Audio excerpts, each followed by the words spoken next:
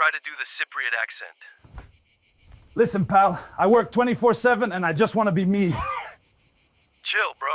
Konstantinos Kareklas, do original Cyprus halloumi. That's my kumbaro. Oh, we're doing it a kumbaro shit now.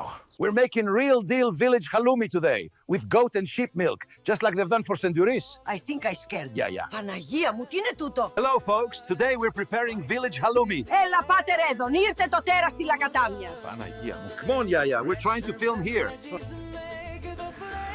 Welcome to the Bigfoot Cyprus Cooking Show.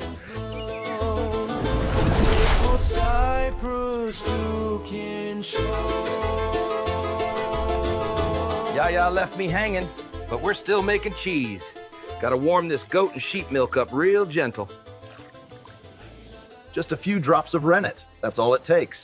Now we wait for the magic to curdle. See this?